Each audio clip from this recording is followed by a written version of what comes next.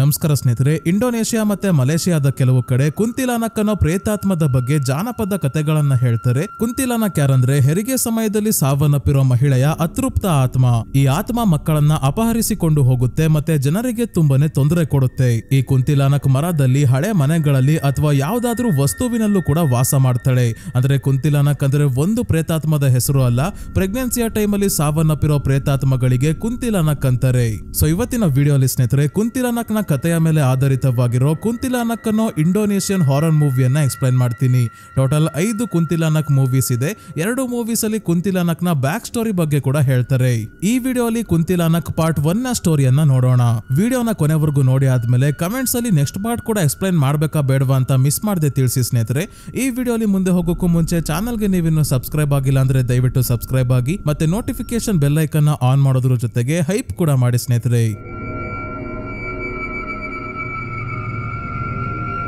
ಈ ಮೂವಿಯ ಸ್ಟಾರ್ಟಿಂಗ್ ಅಲ್ಲಿ ಅಂಜಾಸ್ ಅನ್ನೋ ಹುಡುಗ ಮತ್ತೆ ಇವನ ತಂದೆಯನ್ನ ತೋರಿಸ್ತಾರೆ. ಅಂಜಾಸ್ ನ ಅಮ್ಮ ರೀಸೆಂಟ್ ಆಗಿ ಇವನಿಗೆ ಆಟಿಕೆ ತಗೊಂಡು ಬರೋಕೆ ಅಂತ ಹೋದಾಗ ಆಕ್ಸಿಡೆಂಟ್ ಆಗಿ ಸಾವನ್ನಪ್ಪಿರ್ತಾರೆ. ಹಾಗಾಗಿ ಅಂಜಾಸ್ ತನ್ನ ಕಡೆಯಿಂದಾನೇ ಆಕ್ಸಿಡೆಂಟ್ ಆಗಿದ್ದು ಅಂತ ಬೇಜಾರಲ್ಲಿ ಇದ್ದಾನೆ. ಇವನ ತಂದೆ ಆ ರೀತಿ ಏನು ಇಲ್ಲ, ಜಾಸ್ತಿ ತಲೆ ಕೆಡ್ಸ್ಕೋಬೇಡ ಅಂತ ಸಮಾಧಾನ ಏನೋ ಮಾಡ್ತಿದ್ದಾರೆ. ಆದ್ರೆ ಇವರೇ ಎಣ್ಣೆನ ನೀರ್ ಕುಡ್ದಂಗೆ ಕುಡಿಯೋಕೆ ಶುರು ಮಾಡಿ ತುಂಬಾನೇ ದುಃಖದಲ್ಲಿ ಇದ್ದಾರೆ. ಹಾಗಾಗಿ ರೂಮ್ಗೆ ಹೋಗು ಅಂತ ಅಂಜಾಸ್ಗೆ ಹೇಳಿದ್ರು. ಇವನು ನಿಮ್ ಜೊತೆನೆ ಇರ್ತೀನಿ ಅಂದಾಗ ಇವರಪ್ಪ ಬೈದು ಕಳಿಸ್ತಾರೆ. ಅಂಜಾಸ್ ಅಳ್ತಾ ತನ್ನ ರೂಮ್ಗೆ ಬಂದು ತನ್ನ ತಾಯಿಯ ನೆನಪಲ್ಲಿ ಡ್ರಾಯಿಂಗ್ ಮಾಡ್ಬೇಕಾದ್ರೆ ಈ ಮನೆಯಲ್ಲಿ ಒಂದು ಹಳೆ ಕನ್ನಡಿ ಇದೆ. ಆ ಕನ್ನಡಿಯಿಂದ ಯಾರೋ ಅಂಜಾಸ್ ಅಂತ ಕರೆದಂಗಾಗುತ್ತೆ. ಯಾರು ಅಂತ ನೋಡೋಕೆ ಕನ್ನಡಿ ಹತ್ರ ಬಂದಾಗ ಗೊತ್ತಾಯ್ತು ತನ್ನ ತಾಯಿಯ ವಾಯ್ಸ್ ಕೇಳಿಸ್ತಾ ಇರೋದು ಅಂತ.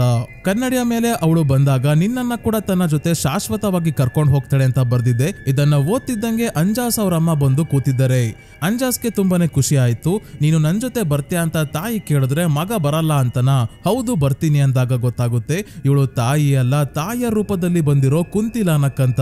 ಇವಳು ಜೋರಾಗಿ ನಗಾಡೋ ಶಬ್ದ ಕೇಳಿಸ್ಕೊಂಡು ಅಂಜಾಸ್ನ ತಂದೆ ಬರೋಷ್ಟ್ರಲ್ಲಿ ಕುಂತಿಲಾನಕ್ ಅಂಜಾಸ್ನ ಕನ್ನಡಿಯ ಒಳಗೆ ಕರ್ಕೊಂಡು ಹೋಗಿದ್ದಾಳೆ. ಎಲ್ಲಾ ಕಡೆ ರಕ್ತ ಆಗಿರೋದನ್ನ ಅಂಜಾಸ್ನ ತಂದೆ ನೋಡಿ ಗಾಬರಿ ಆಗೋಗ್ತಾರೆ. ಅವನಿಗೆ ಏನಾಯ್ತು, ಎಲ್ಲಿ ಹೋದ ಅಂತಾನೆ ಇವ್ರಿಗೆ ಗೊತ್ತಾಗಲ್ಲ.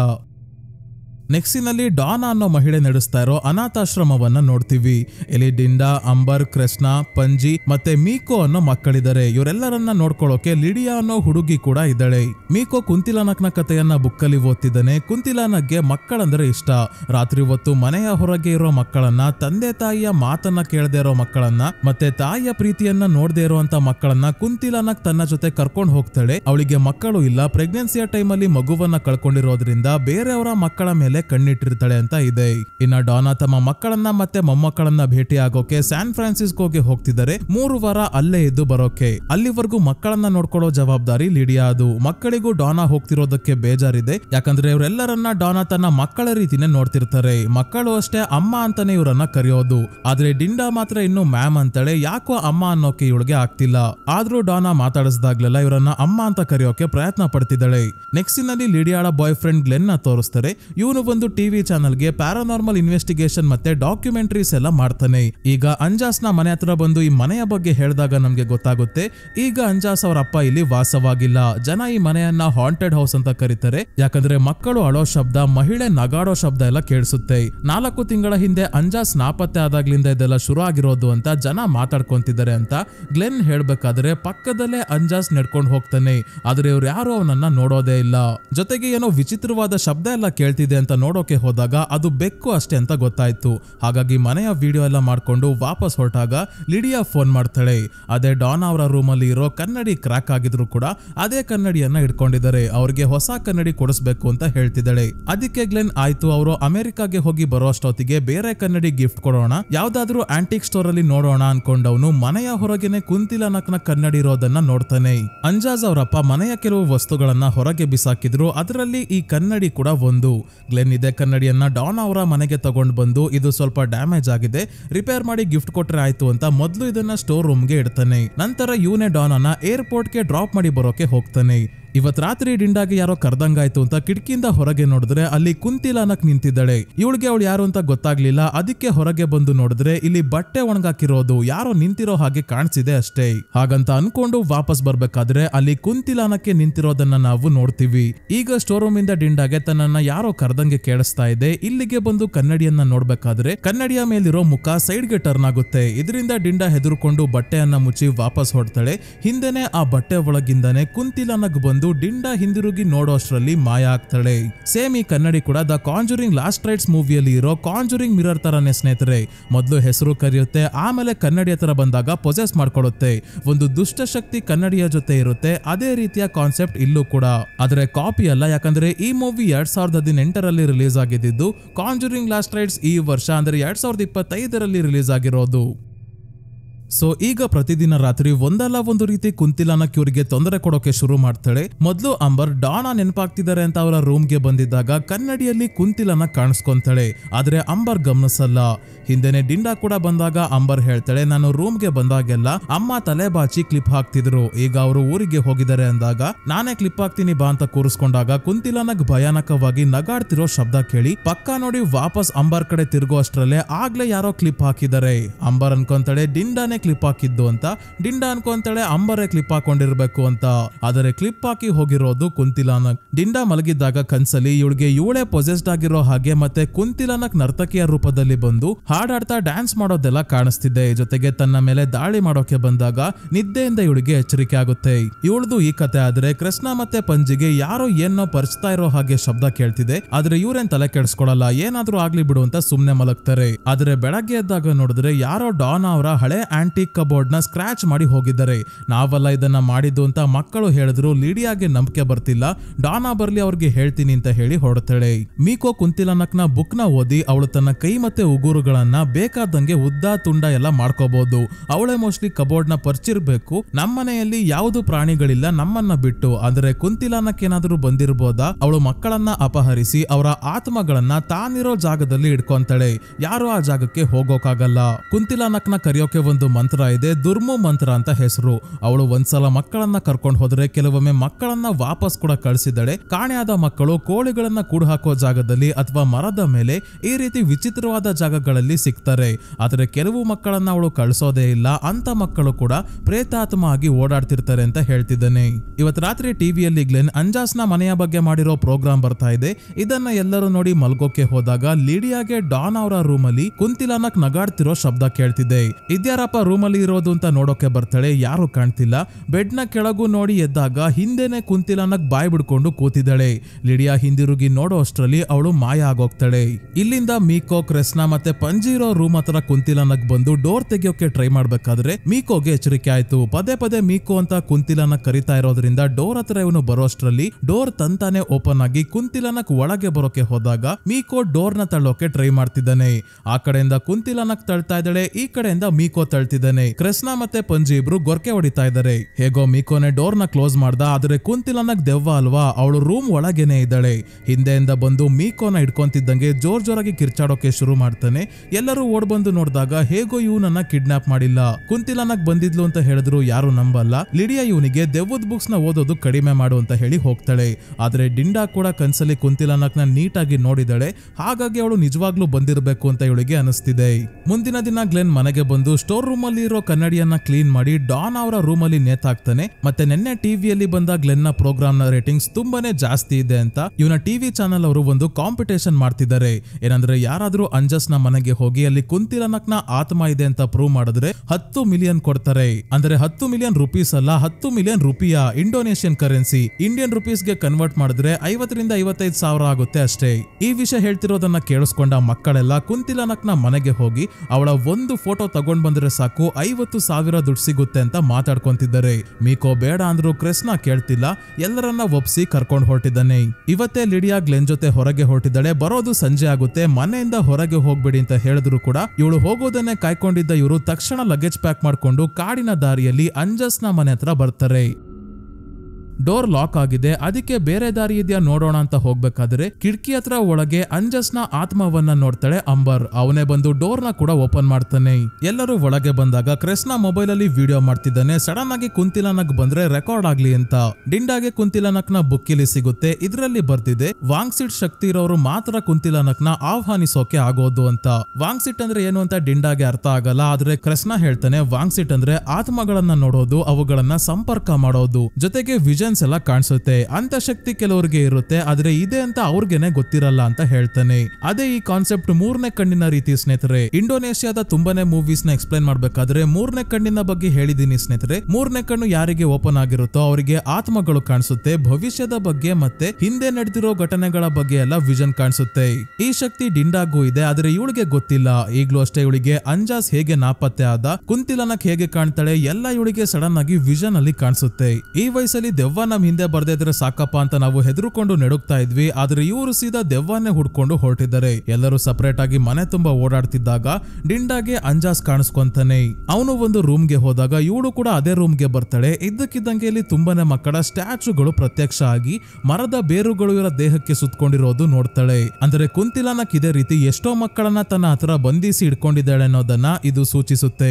ಅಂಜಾಸ್ ನನಗೆ ಸಹಾಯ ಮಾಡುವಂತ ಪದೇ ಪದೇ ಹೇಳ್ತಾ ಇವನ ಕಣ್ಣು ಪೂರ್ತಿ ಬಿಳಿ ಬಣ್ಣಕ್ಕೆ ತಿರುಗುತ್ತೆ. ಮತ್ತೆ ಇವನು ಮಾಡಿರೋ ಮೊಳೆಯ ಡ್ರಾಯಿಂಗ್ ಇವಳಿಗೆ ತೋರಿಸಿ ಮಾಯ ಆಗ್ತಾನೆ. ಅದೇ ಇನ್ನೊಂದು ರೂಮ್ ಅಲ್ಲಿ ಇರೋ ಪಂಜಿ ಹತ್ರ ಅಂಜಾಸ್ ನ ಕಾರ್ ಬರುತ್ತೆ, ಅಂದ್ರೆ ಟಾಯ್ ಕಾರ್. ಈ ಕಾರ್ ನ ಹಿಂದೆ ಆ ಕನ್ನಡಿ ಇದ್ದ ರೂಮ್ ಗೆ ಬಂದಾಗ ಕಾರ್ ನ ಓನರೇ ಇಲ್ಲಿ ಇದ್ದಾನೆ. ಪಂಜಿಗೆ ಅಂಜಾಸ್ ಮರಗಳ ಡ್ರಾಯಿಂಗ್ ನ ತೋರಿಸ್ತಾನೆ. ಇದರ ಅರ್ಥ ಏನು ಅಂತ ಗೊತ್ತಾಗಲ್ಲ, ಆದ್ರೆ ಇವನನ್ನ ನೋಡಿ ಭಯ ಆಗಿ ಕಿರ್ಚಾಡ್ದಾಗ ಕೃಷ್ಣ ಮತ್ತೆ ಮೀಕೋ ಬರ್ತಾರೆ. ಅಷ್ಟೊತ್ತಿಗಾಗ್ಲೇ ಅಂಜಾಸ್ ಮಾಯ ಆಗೋಗಿದ್ದಾನೆ. ಕುಂತಿಲಾನಕ್ ಇಲ್ಲಿ ಇಲ್ಲ, ಯಾಕಂದ್ರೆ ಅವಳು ಇವರ ಮನೆಯಲ್ಲೇ ಇದ್ದಾಳಲ್ಲ, ಮನೆಯಲ್ಲೇ ಅವಳನ್ನ ಇಟ್ಕೊಂಡು ಇಲ್ಲೆಲ್ಲ ಹುಡುಕ್ತಾ ಇದ್ದಾರೆ. ಸೊ ಎಲ್ಲರೂ ವಾಪಸ್ ಹೊಡ್ತಾರೆ. ಕಾಡಿನ ದಾರಿಯಲ್ಲಿ ಬರ್ಬೇಕಾದ್ರೆ ಪಂಜಿಗೆ ನೇಚರ್ ಕಾಲ್ ಬಂತು ಅಂತ ಸೈಡ್ ಗೆ ಹೋಗಿದ್ದಾಗ ಅಂಜಾಸ್ ಅವ್ರ ಅಪ್ಪ ಬಂದು ಇವನನ್ನ ಹಿಡ್ಕೊಂಡು ಕೇಳ್ತಾರೆ, ನಮ್ ಮನೆಗೆ ಯಾಕೆ ಹೋಗಿದ್ರಿ, ಟಿವಿ ಅವರು ಕಳ್ಸಿದಾರ, ಮತ್ತೆ ನನ್ನ ಮಗನ ಟಾಯ್ ಕಾರ್ ನಿನ್ನ ಹತ್ರ ಹೇಗ್ ಬಂತು ಅಂತ ಕೇಳಿದಾಗ ನಿಮ್ ಮಗನೇ ಬಂದು ಕೊಟ್ಟಿದ್ದು ಅಂತಾನೆ ಪಂಜಿ. ಇದರಿಂದ ಇವ್ರಿಗೆ ತುಂಬಾನೇ ಖುಷಿ ಆಗುತ್ತೆ. ಓ ಹಾಗಾದ್ರೆ ನನ್ನ ಮಗ ಇನ್ನೂ ಬದುಕಿದ್ದಾನೆ ಅಂತ ಆಯ್ತು, ಬಾ ತೋರ್ಸು ನನ್ ಮಗ ಎಲ್ಲಿದ್ದ ಅಂತ ಇವನನ್ನ ಕರ್ಕೊಂಡ್ ಹೋಗೋಕೆ ನೋಡಿದಾಗ ಪಂಜಿ ಇವರ ಕೈ ಕಚ್ಚಿ ಓಡ್ ಹೋಗ್ತಾನೆ. ಬೇರೆ ಎಲ್ಲರನ್ನ ಕೂಡ ಮನೆಗೆ ಕರ್ಕೊಂಡ್ ಬರ್ತಾನೆ. ಇವತ್ ರಾತ್ರಿ ಡಿಂಡಾ ಯೂಟ್ಯೂಬ್ ಅಲ್ಲಿ ಜನರು ಕುಂತಿಲಾನಕ್ ಬಗ್ಗೆ ಮತ್ತೆ ಅಂಜಾಸ್ ನಾಪತ್ತೆ ಆಗಿರೋದ್ರ ಬಗ್ಗೆ ಮಾತಾಡ್ತಿರೋದನ್ನ ನೋಡ್ತಿದ್ದಾಳೆ. ಜೊತೆಗೆ ಗ್ಲೆನ್ನ ಟಿವಿ ಪ್ರೋಗ್ರಾಮ್ ನ ಕೂಡ ನೋಡ್ತಿದ್ದಾಗ ಮನೆಯ ಹೊರಗೆ ಕುಂತಿಲಾನಕ್ ನ ಕನ್ನಡಿ ಇರೋದನ್ನ ನೋಡ್ತಾಳೆ. ಇದೇ ಕನ್ನಡಿ ಅಲ್ವಾ ಸ್ಟೋರ್ ರೂಮ್ ಅಲ್ಲಿ ಇದ್ದಿದ್ದು, ಅದರಿಂದಾನೇ ಇಲ್ಲಿ ಸಮಸ್ಯೆ ಶುರು ಆಗಿರ್ಬೋದು ಅಂತ ಡೌಟ್ ಬರ್ತಾ ಇದೆ. ಅದೇ ಕೃಷ್ಣಗೆ ನಿದ್ದೆಯಿಂದ ಎಚ್ಚರಿಕೆ ಆದಾಗ ಮನೆಯಲ್ಲಿ ಏನೋ ಶಬ್ದ ಕೇಳಿಸ್ತಾ ಇದೆ. ಏನು ಅಂತ ನೋಡೋಕೆ ಬಂದ್ರೆ ಕುಂತಿಲಾನಕ್ ಇವನ ಮೇಲೆ ದಾಳಿ ಮಾಡ್ತಾಳೆ. ಇವನ್ ಯಾಕೋ ಇಷ್ಟ ಆಗ್ಲಿಲ್ಲ ಅಂತ ಅನ್ಸುತ್ತೆ, ಅದಕ್ಕೆ ಕಿಡ್ನಾಪ್ ಮಾಡ್ಕೊಂಡು ಹೋಗಲ್ಲ. ಇನ್ನ ಡಾನ್ ಅವರ ರೂಮ್ ಅಲ್ಲೇ ಅಂಬರ್ ಮಲಗಿದ್ದಾಗ ಕನ್ನಡಿ ಒಳಗಿಂದ ಕುಂತಿಲಾನಕ್ ಬರ್ತಾಳೆ. ಅಂಬರ್ನ ಒಂದೇ ಸಮ ಕರಿತಾ ಇದ್ದಾಳೆ. ಇದರಿಂದ ಅಂಬರ್ಗೆ ಎಚ್ಚರಿಕೆ ಆದಾಗ ಆಗ್ಲೇ ಡಾನ್ ಆಳ ರೂಪದಲ್ಲಿ ಕುಂತಿಲಾನಕ್ ಇರೋದನ್ನ ನೋಡಿ ಡಾನಾನೇ ಬಂದಿದ್ದಾರೆ ಅಂತ ಅಂಬರ್ಗೆ ತುಂಬಾನೇ ಖುಷಿ ಆಗ್ತಿದೆ. ಡಾನ್ ಆಳ ರೂಪದಲ್ಲಿ ಇರೋ ಕುಂತಿಲಾನಕ್ ನನ್ ಜೊತೆ ನೀನು ಬರ್ತ್ಯಾ ಅಂದಾಗ ಇವಳನ್ನ ಡಾನ್ ಅನ್ಕೊಂಡೆ. ಅಂಬರ್ ಹೌದು ಬರ್ತೀನಿ ಅಂತಿದ್ದಂಗೆ ಇವಳು ಕುಂತಿಲಾನಕ್ಕಾಗಿ ಬದಲಾಗಿ ಕನ್ನಡಿ ಒಳಗೆ ಅಂಬರ್ನ ಎಳ್ಕೊಂಡು ಹೋಗ್ತಾಳೆ. ಅಂಬರ್ ಕಿರ್ಚಾಡೋ ಶಬ್ದ ಕೇಳಿ ಡಿಂಡಾ ಬಂದಾಗ ಅಂಬರ್ ಎಲ್ಲೂ ಕಾಣ್ತಿಲ್ಲ, ಆದ್ರೆ ಕನ್ನಡಿ ಹತ್ರ ಅಂಬರ್ನ ಬಟ್ಟೆಯ ಪೀಸ್ ಸಿಗಾಕೊಂಡಿದೆ. ಅಷ್ಟೇ ಅಲ್ಲ, ಕನ್ನಡಿಯಲ್ಲಿ ಕುಂತಿಲಾನಕ್ ಅಂಬರ್ನ ಇಟ್ಕೊಂಡು ಒಂದು ಕಾಡಿನಲ್ಲಿ ನಿಂತಿರೋ ಹಾಗೆ ಕಾಣಿಸುತ್ತೆ. ಅಂದ್ರೆ ಅಂಬರ್ನ ಆತ್ಮಗಳ ಜಗತ್ತಿಗೆ ಕುಂತಿಲಾನಕ್ ಕರ್ಕೊಂಡು ಹೋಗಿದ್ದಾಳೆ. ಹಿಂದೆನೆ ಕೃಷ್ಣ ಕೂಡ ಬಂದು ನಾನು ಕುಂತಿಲಾನಕ್ ನ ನೋಡ್ದೆ ಅಂತಿದ್ದಾನೆ. ಇವರಿಬ್ರು ಮೀಕೋನ ಎಚ್ಚರಗೊಳಿಸಿ ಕುಂತಿಲಾನಕ್ ಬಗ್ಗೆ ಇನ್ನಷ್ಟು ಡೀಟೇಲ್ಸ್ ಕೇಳಿದಾಗ ತನ್ನ ಹತ್ರ ಬುಕ್ ಇದೆಯಲ್ಲ ಅದನ್ನ ನೋಡಿ ಮೀಕೋ ಹೇಳ್ತಾನೆ, ಕುಂತಿಲಾನಕ್ ಮರದಲ್ಲಿ ಅಥವಾ ಕನ್ನಡಿಯಲ್ಲಿ ವಾಸವಾಗಿರ್ತಾಳೆ. ನಾವು ಡೀಲ್ ಮಾಡ್ತಿರೋದು ಕನ್ನಡಿಯಲ್ಲಿ ಇರೋ ಕುಂತಿಲಾನಕ್ ಜೊತೆ. ಅವಳು ಕನ್ನಡಿಯ ಹಿಂದೆ ಇರೋ ತನ್ನದೇ ಆದ ಪ್ರಪಂಚದಲ್ಲಿ ಇದ್ದಾಳೆ. ಅವಳು ಕಿಡ್ನಾಪ್ ಮಾಡಿರೋ ಮಕ್ಕಳು ಕ್ಲಿವೋನ್ ಫ್ರೈಡೆ ದಿನದ ಒಳಗೆ ವಾಪಸ್ ಬರ್ಲಿಲ್ಲ ಅಂದ್ರೆ ಪರ್ಮನೆಂಟ್ ಆಗಿ ಅವಳ ಜಗತ್ತಲ್ಲೇ ಉಳ್ಕೋಬೇಕಾಗುತ್ತೆ ಅಂತ ಹೇಳ್ತಾನೆ. ಕ್ಲಿವೋನ್ ಫ್ರೈಡೆ ಅಂದ್ರೆ ಸ್ನೇಹಿತರೆ ಆ ದಿನ ತುಂಬಾನೇ ಪೂಜೆ ಆಚರಣೆಗಳೆಲ್ಲ ನಡೆಯುತ್ತೆ. ಯಾಕಂದ್ರೆ ಆತ್ಮಗಳು ಪ್ರೇತಾತ್ಮಗಳು ಓಡಾಡೋ ರಾತ್ರಿ ಆಗಿರುತ್ತೆ. ನಮ್ಮ ಜಗತ್ತಿನಿಂದ ಆತ್ಮಗಳ ಜಗತ್ತಿಗೆ ಹೋಗೋ ದ್ವಾರ ತೆರೆದಿರುತ್ತೆ ಅಂತ ಹೇಳ್ತಾರೆ. ಸೊ ಈಗ ಅಂಜಾಸ್ ಆಗ್ಲೇ ಕಿಡ್ನಾಪ್ ಆಗಿ 4 ತಿಂಗಳು ಆಯ್ತು. ಅಂದ್ರೆ ಅವನು ಸಾವನ್ನಪ್ಪಿದ್ದಾನೆ. ಪರ್ಮನೆಂಟ್ ಆಗಿ ಅವನು ಕುಂತಿಲಾನಕ್ ಜೊತೆನೆ ಉಳ್ಕೋಬೇಕು. ಅದಕ್ಕೆ ಅವನ ಆತ್ಮ ಇವ್ರಿಗೆ ಆ ಮನೆಯಲ್ಲಿ ಕಾಣಿಸಿದ್ದು. ಈಗ ಅಂಬರ್ನ ಆದಷ್ಟು ಬೇಗ ಕಾಪಾಡ್ಬೇಕು, ಯಾಕಂದ್ರೆ ನಾಳೆನೆ ಕ್ಲಿವೋನ್ ಫ್ರೈಡೆ ಇದೆ. ಏನ್ ಮಾಡೋದಪ್ಪ ಈಗ ಅಂತ ಯೋಚನೆ ಮಾಡ್ಬೇಕಾದ್ರೆ ಪಂಜಿ ಕಿರ್ಚಾಡ್ತಿರೋ ಶಬ್ದ ಕೇಳಿ ಬಂದ್ರೆ ಅಂಜಾಸ್ ಅವ್ರ ಅಪ್ಪ ಇವನನ್ನ ಹಿಡ್ಕೊಂಡು ಬೈತಾ ಇದ್ದಾರೆ. ಆ ಕನ್ನಡಿಯನ್ನ ಯಾಕೆ ಎತ್ಕೊಂಡ್ ಬಂದಿದ್ದೀರಾ, ಅದರಲ್ಲೇ ಕುಂತಿಲಾನಕ್ ಇರೋದು, ಅದು ಶಾಪಗ್ರಸ್ತವಾಗಿದೆ ಅಂತ. ಅಂಜಾಸ್ ಕನ್ನಡಿ ಒಳಗಿಂದ ತನ್ನ ತಂದೆಯನ್ನ ಕರಿತಾ ಇದ್ದಾನೆ. ಅವನನ್ನ ಕುಂತಿಲಾನಕ್ ಹಿಡ್ಕೊಂಡಿರೋದು ನೋಡಿ ಕನ್ನಡಿಯನ್ನೇ ಹೊಡೆದಾಕೋಕೆ ನೋಡ್ತಿದ್ದಾರೆ. ಆದ್ರೆ ಆಗಲ್ಲ. ಕನ್ನಡಿಗೆ ಹೊಡೆಯೋಕೆ ಹೋಗಿ ಇವರೇ ಬೌನ್ಸ್ ಆಗಿ ದೂರ ಹೋಗಿ ಬಿದ್ದು ಪ್ರಜ್ಞೆ ತಪ್ತಾರೆ. ಹಿಂದೆನೆ ಲೈಟ್ಸ್ ಎಲ್ಲ ಆಫ್ ಆಯ್ತು. ಕುಂತಿಲಾನಕ್ ನ ನಾಶ ಮಾಡ್ಬೇಕು ಅಂದ್ರೆ ಏನ್ ಮಾಡ್ಬೇಕು ಅಂತ ಮೀಕೋ ಮೊದ್ಲೇ ಹೇಳಿದ್ದ. ಮೊಳೆಯಿಂದ ಅವಳಿಗೆ ಚುಚ್ಚಬೇಕು, ಚುಚ್ಚೋಕೆ ಮೊದ್ಲು ಅವಳನ್ನ ಕರಿಬೇಕು. ಕರಿಯೋಕೆ ವಾಂಗ್ಸಿಟ್ ಶಕ್ತಿ ಇರೋರ ಕೈಯಲ್ಲಿ ಮಾತ್ರ ಸಾಧ್ಯ. ಈ ಶಕ್ತಿ ಡಿಂಡಾಗೆ ಇದೆ, ಆದ್ರೆ ಇವಳಿಗೆ ಅದರ ಅರಿವಿಲ್ಲ. ಡಿಂಡಾಗೆ ಏನ್ ಮಾಡ್ಬೇಕು ಅಂತ ಗೊತ್ತಾಗದೆ ಕುಂತಿಲಾನಕ್ ನ ಕರಿಯೋಕೆ ಅಂಬರ್ನ ಜೊತೆ ಜೊತೆ ನನ್ನನ್ನ ಕೂಡ ಕರ್ಕೊಂಡು ಹೋಗು ಅಂತಾಳೆ. ಕೃಷ್ಣ, ಪಂಜಿ ಮತ್ತೆ ಮೀಕೋ ಕೂಡ ಇದನ್ನೇ ಹೇಳ್ತಿದ್ದಂಗೆ ಓಕೆ ಥ್ಯಾಂಕ್ ಯು ಅಂತ ಹೇಳಿ ಇವರನ್ನ ಕೂಡ ಕರ್ಕೊಂಡು ಹೋಗೋಕೆ ಕುಂತಿಲಾನ ಕನ್ನಡಿಯಿಂದ ಹೊರಗೆ ಬರ್ತಾಳೆ. ಮತ್ತೆ ಮೀಕೋನ ಮೊದಲು ಕರ್ಕೊಂಡು ಹೋಗ್ಬಿಡ್ತಾಳೆ. ಎಲ್ಲ ಆದ್ಮೇಲೆ ಲಿಡಿಯಾ ಮನೆಗೆ ಬಂದಾಗ ಹಿಂದೆನೆ ಕುಂತಿಲಾನ ಕಿವಳನ್ನ ಪೊಸೆಸ್ ಮಾಡ್ಕೊಂತಾಳೆ. ಪೊಸೆಸ್ಡ್ ಆಗಿರೋ ಲಿಡಿಯಾ ಕೃಷ್ಣ ಮತ್ತೆ ಪಂಜಿ ಇಬ್ರಿಗೂ ಹೊಡೆದು ಡಿಂಡಾಗೆ ಇವಳು ಏನಾದ್ರೂ ಮಾಡೋ ಅಷ್ಟರಲ್ಲಿ ಗ್ಲೆನ್ ಬರ್ತಾನೆ. ಲಿಡಿಯಾಗೆ ಇವನು ಸಮಾಧಾನ ಮಾಡ್ತಿದ್ದಾನೆ. ಇವಳನ್ನ ಹೇಗಪ್ಪ ಸರಿ ಮಾಡೋದು ಅಂತ ನೋಡ್ತಿದ್ದಾನೆ. ಅದೇ ಡಿಂಡಾ ಮತ್ತೆ ಕೃಷ್ಣ ಕನ್ನಡಿ ಹತ್ರ ಬಂದು ಈ ಸಮಸ್ಯೆಗೆ ಪರಿಹಾರ ಕನ್ನಡಿಯಲ್ಲೇ ಇರ್ಬೋದು ಅಂತ ಹುಡುಕ್ಬೇಕಾದ್ರೆ ಕನ್ನಡಿ ಒಳಗೆ ಬಂದಿಯಾಗಿರೋ ಮೀಕೋ ಹೇಳ್ತಾನೆ ಕನ್ನಡಿಯ ಕೆಳಗೆ ಏನ್ ಬರ್ದಿದ್ಯೋ ಅದನ್ನ ಓದಿ ಅಂತ. ಕೆಳಗೆ ಎಲ್ಲರಿಗಿಂತ ಶಕ್ತಿಶಾಲಿ ಆಗಿರೋನೆ ಎಲ್ಲರ ಒಡೆಯ ಆಗಿರ್ತಾನೆ ಅಂತ ಬರ್ದಿದೆ. ಇದನ್ನ ಕೃಷ್ಣ ಓದ್ತಿದ್ದಂಗೆ ಏನೂ ಆಗಲ್ಲ. ಅದೇ ಡಿಂಡಾ ಓದ್ದಾಗ ಕನ್ನಡಿ ಮೇಲಿರೋ ಆ ಮುಖ ಟರ್ನ್ ಆಗಿ ತಲೆಯ ಭಾಗದಿಂದ ಒಂದು ದೊಡ್ಡ ಮೊಳೆ ಕೆಳಗೆ ಬೀಳುತ್ತೆ. ಅಂದ್ರೆ ವಾಂಗ್ಸಿಟ್ ಶಕ್ತಿ ಇರೋರು ಮಾತ್ರ ಇಲ್ಲಿ ಬರ್ದಿರೋದನ್ನ ಓದಿದ್ರೆ ವರ್ಕ್ ಆಗೋದು. ಕೃಷ್ಣಗೆ ಗೊತ್ತಾಯ್ತು ಇವಳಿಗೆ ವಾಂಗ್ಸಿಟ್ ಶಕ್ತಿ ಇದೆ ಅಂತ.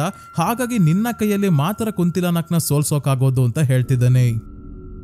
ಇವಳು ಎಲ್ಲರಿಗಿಂತ ಶಕ್ತಿಶಾಲಿ ಆಗಿರೋನೆ ಎಲ್ಲರ ಒಡೆಯ ಆಗಿರ್ತಾನೆ ಅಂತ ಪದೇ ಪದೇ ಹೇಳಿದಾಗ ಕುಂತಿಲಾನಕ್ ಲಿಡಿಯಾಳ ದೇಹ ಬಿಟ್ಟು ಕನ್ನಡಿ ಒಳಗೆ ಹೋಗ್ತಾ ಇದ್ದಾಳೆ. ಯಾರೋ ಇವಳನ್ನ ಒಳಗೆ ಎಳ್ಕೊಂತಾ ಇದ್ದಾರೆ ಅನ್ನೋ ಹಾಗೆ.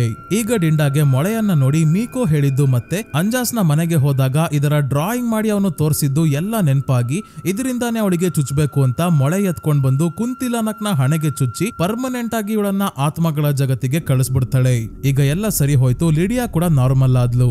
ಬುಕ್ಕಲ್ಲಿ ಇದ್ದ ಹಾಗೆ ಅಂಬರ್ ಮರದ ಸಿಗ್ತಾಳೆ. ಮೀಕೋ ಕೋಳಿಗಳನ್ನ ಕೂಡ ಹಾಕೋ ಜಾಗದಲ್ಲಿ ಸಿಗ್ತಾನೆ. ಆದ್ರೆ ಅಂಜಾಸ್ ಆಗ್ಲೇ ಸಾವನ್ನಪ್ಪಿದ್ದಾನೆ. ಆತ್ಮ ಆಗಿರೋದು ನಮ್ಗೆ ಗೊತ್ತೇ ಇದೆ.